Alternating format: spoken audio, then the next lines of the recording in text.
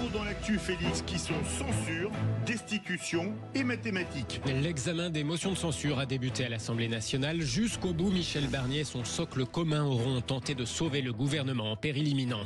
Le président menacé de destitution après le dérapage des débats budgétaires au Parlement. On parle évidemment du président sud-coréen, critiqué de toutes parts après sa tentative hier de déclarer la loi martiale dans le pays. Et puis une étude internationale compare le niveau des élèves en maths et en sciences. Résultat, bonnet d'âne pour les petits Français, pays plus inégalitaire en fonction du milieu social, mais aussi entre filles et garçons. Les vraies voix Sud Radio. 6 mois après la dissolution, l'Assemblée nationale s'apprête, selon toute vraisemblance, à faire tomber le gouvernement Barnier. Le RN, ça ne fait plus de mystère, devrait voter la motion de censure du nouveau Front populaire en plus de la sienne. Résultat attendu vers 20h. Ce sera la première fois depuis 1962 qu'un gouvernement est renversé. Et le député LFI du Nord, David Guiraud, s'en réjouit d'avance à la tribune. En faisant vos cartons, pensez à passer un coup de fil au président qui est actuellement en Arabie Saoudite. Conseillez-lui de bien regarder le désert où il se trouve en ce moment, car le désert, c'est ce qu'il attend jusqu'à sa démission. Notre opposition ferme et résolue à votre loi de finances et à votre gouvernement, nous la faisons au nom de tous ces Français qui ont du mal à trouver le sommeil et qui ont peu de raisons de sourire, à ceux qui se lèvent tôt pour faire tourner ce pays. Bien sûr, vous continuerez les manigances et les trahisons, mais ce soir, quelques-uns auront un léger sourire parce que nous allons prouver une chose, c'est ce soir, leur vote a fait qu'au final, vous n'êtes plus intouchables. Et que ce soir, c'est parce que vous partez que l'espoir revient. David Guiraud de la France Insoumise. Du côté du socle commun du bloc central, Marc Fesneau, député modem du Loir-et-Cher, admettait ce matin que cette censure était arithmétiquement probable, mais il dénonce un saut dans le vide. C'est de circonstances contre nature et au fond c'est une alliance des contres et aucun d'entre eux n'est capable de faire le moindre pas pour expliquer ce qu'il ferait une fois un gouvernement ayant chuté pour le pays. Je pense qu'on a quand même un sujet. C'est à la fin, c'est pas simplement je renverse ou pas un gouvernement, c'est qu'est-ce que je fais pour les Français. Or, cette alliance des contraires, elle ne propose rien d'autre que de renverser un gouvernement. Marc Fesneau, président du groupe démocrate à l'Assemblée nationale, au micro de Jean-Jacques Bourdin ce matin sur Sud Radio. D'ailleurs, lui plaide plutôt pour un gouvernement Bayrou, quand même. Il a déjà un peu pensé à la C'est faux. Le nouveau Front populaire, ce serait une catastrophe, mais c'est ce qu'il veut faire.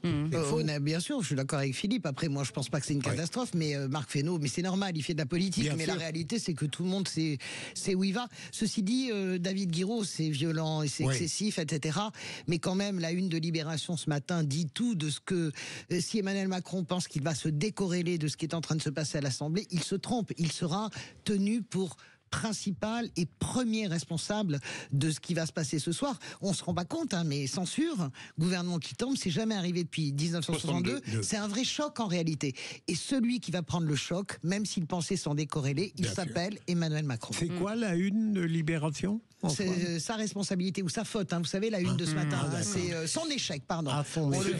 On voit censure, c'est son échec. Et c'est vrai, c'est comme ça que les Français le sentent. Barnier, on a le droit d'en placer une ou pas ? La réalité, c'est que Barnier est vraiment épargné, en fait. Sébastien Ménard. Il a échappé évidemment à personne et à Emmanuel Macron en particulier que la censure, c'est pas la censure du gouvernement d'Emmanuel Macron, c'est pas la censure de Michel Barnier, c'est la censure d'Emmanuel Macron. Voilà, on va pas, c'est un ami d'Emmanuel Macron qui vous le dit, on va pas se cacher derrière notre petit doigt, ça serait grossier et ça serait malhonnête.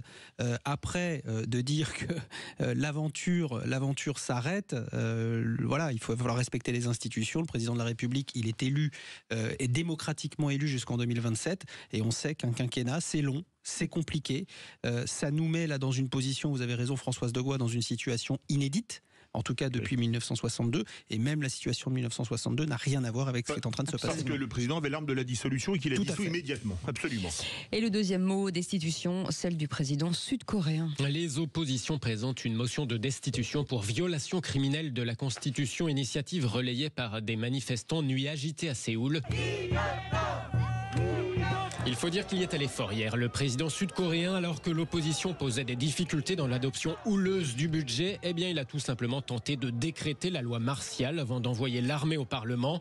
Activité politique interdite, médias sous contrôle, c'était son objectif, accusant au passage les opposants de complot en lien avec la Corée du Nord. Le Parlement s'est opposé à sa mesure de loi martiale, obligeant donc finalement le président sud-coréen à faire volte-face à la télé. Nous avons procédé au retrait des militaires qui avaient été déployés pour les opérations de loi martiale il y a peu de temps, puisque l'Assemblée nationale a exigé la levée de cette mesure. Le Conseil des ministres acceptera immédiatement les demandes de l'Assemblée et va donc lever la loi martiale. Alors vous l'imaginez bien, les Sud-Coréens ont du mal à se dire après ça juste merci, on passe à autre chose. Les députés, les manifestants veulent le démettre de ses fonctions, le président. D'ailleurs, cette histoire rocambolesque intervient quelques années après celle de la présidente sud-coréenne, fille de l'ancien dictateur qui dirigeait le pays en étant manipulée par un gourou, décidément. Ouais. Et je rappelle qu'il y a un challenge. La première voix qui arrive à faire un calembour avec Pyongyang aura gagné quelque chose. Troisième mot, mathématiques. Les élèves français font toujours partie des derniers de la classe européenne. Des dizaines de milliers d'élèves de niveau CM1 et 4e évalués dans l'Union européenne et dans l'OCDE. Et résultat... Veuillez excuser Nicolas de ne pas avoir fait son devoir d'arithmétique.